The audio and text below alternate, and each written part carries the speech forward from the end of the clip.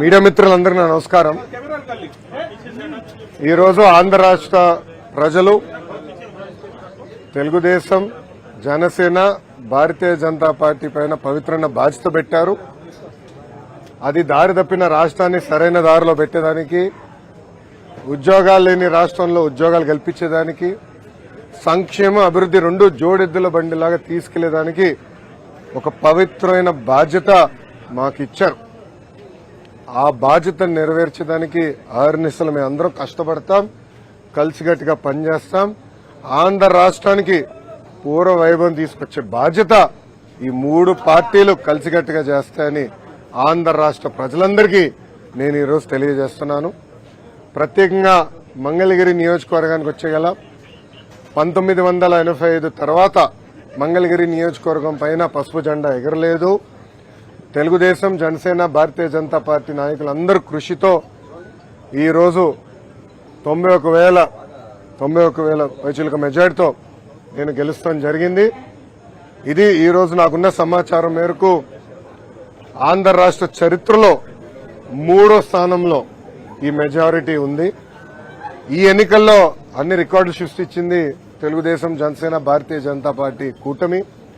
మొదటి స్థానంలో పల్లా శ్రీనివాస్ గారు, మా గాజువాక నాయకుడు, శాసనసభ్యుడు 95,000 మెజారిటీ గెలిచారనేది నాకు సమాచారం.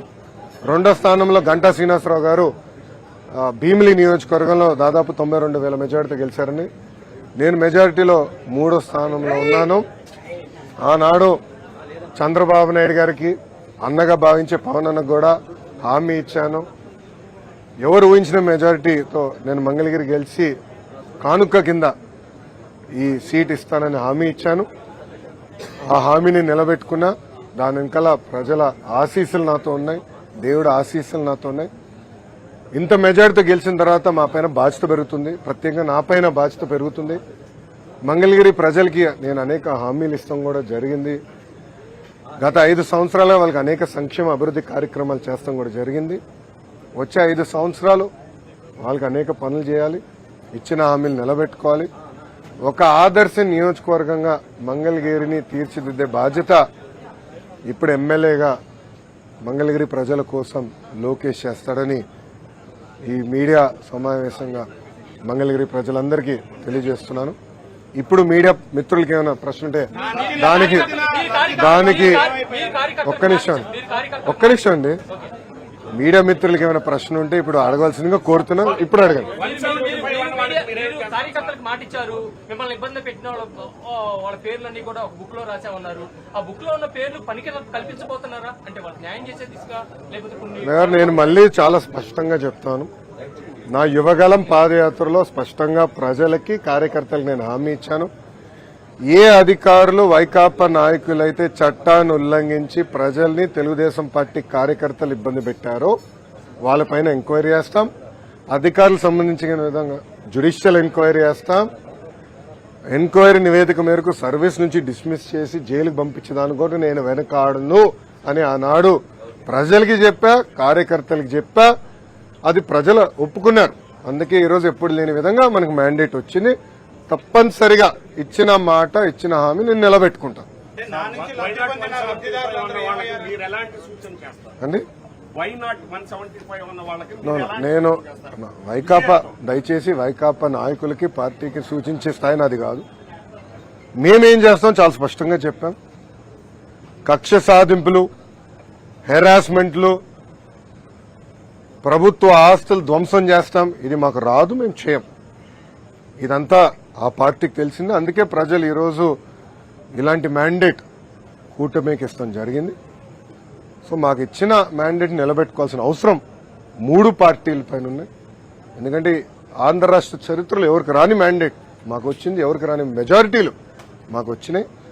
ఆ బాధ్యత మేము నిలబెట్టుకోవాలి.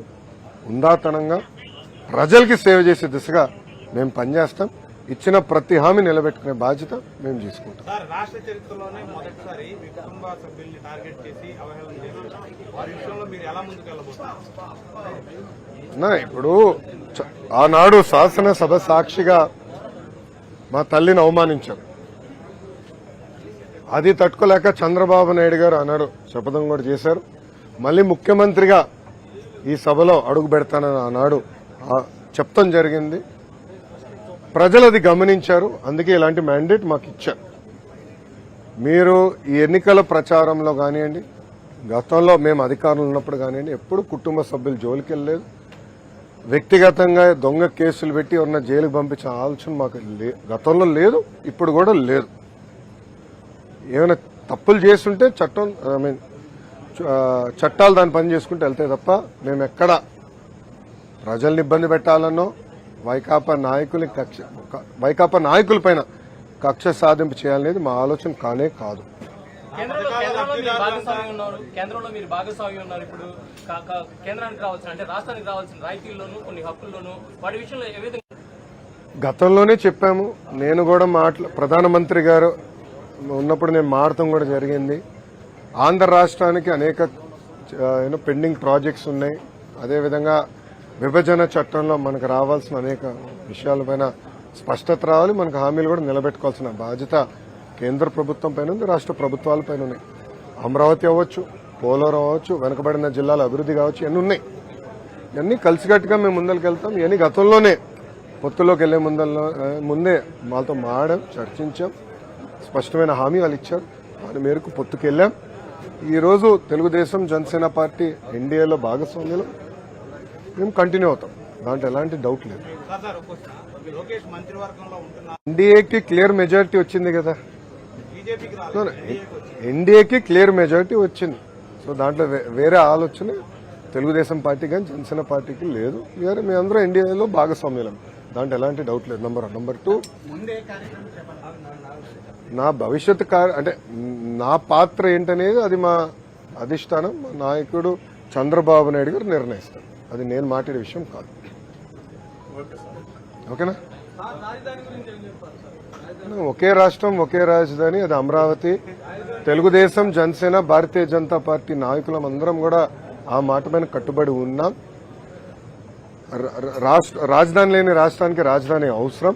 కానీ అదేవిధంగా అభివృద్ధి వికేంద్రీకరణ పనులు ఏదైతే ఆనాడు ప్రారంభించామో, ఇప్పుడు అనంతపూర్కి కియా మోటార్స్, చిత్తూరు జిల్లాకి అనేక ఎలక్ట్రానిక్స్ తయారు చేసే పరిశ్రమలు, కడప జిల్లాకి స్పోర్ట్స్, అలా స్పష్టమైన హామీలు గతంలో ఇచ్చాం. హామీలు కూడా నిలబెట్టుకున్నాం. కొన్ని చేయలేకపోయాం, టైం సరిపోలేక.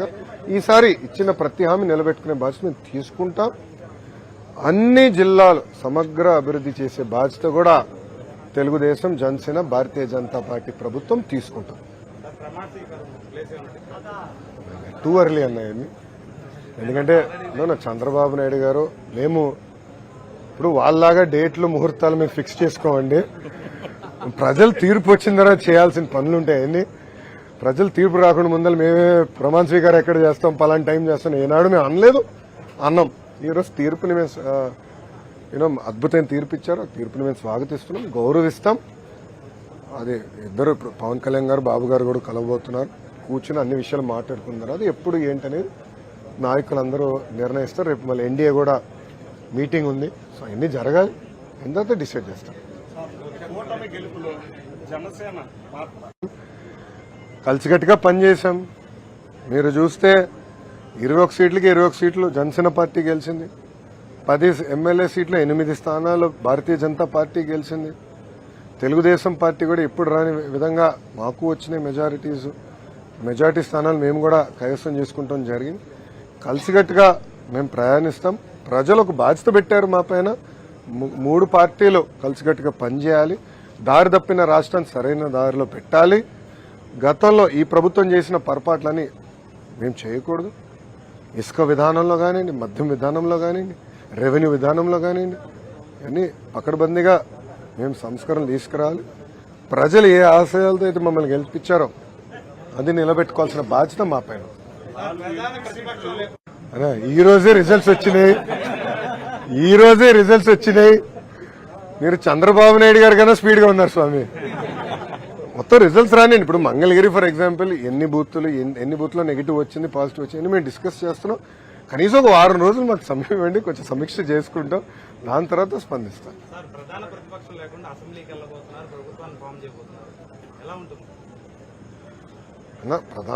ఇప్పుడు ప్రతిపక్ష నాయకుడు ఉన్నాడా లేదా, హోదా ఉందా లేదా అనేది డిఫరెంట్ స్టోరీ. ప్రజలు ఒక పవిత్రమైన బాధ్యత మాకు ఇచ్చారు. దారి తప్పిన రాష్ట్రం సరైన దారిలో పెట్టారు. ఇప్పుడు గంజాయి విషయం తీసుకుందాం. తరాలే నాశనం అయిపోయింది. అది మనం కట్టడి చేయాలి. రెవెన్యూ విషయం ఉంది, ల్యాండ్ టైటిలింగ్ యాక్ట్, ఒక పనికిమాల చట్టం, అది చెప్పాం. దాని తర్వాత మెగా డిఎస్సి హామీ ఇచ్చాం. ఆ డిఎస్సి మేము ఆ హామీని నిలబెట్టుకుంటాం.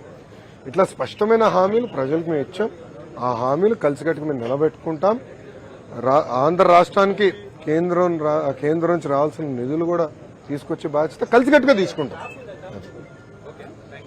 ఓకేమ్మా? సాక్షి లేదా? నో సాక్షి? పర్లే ఎన్టీవీ మిత్రులు, టీవీ9 మిత్రులు కూడా వచ్చారులేండి. పర్లే, మరో సాక్షి ఉన్నారులేండి. ఓకే గురుగారు, థ్యాంక్ యూ. ఉంటాను సార్. అందరు నమస్కారం.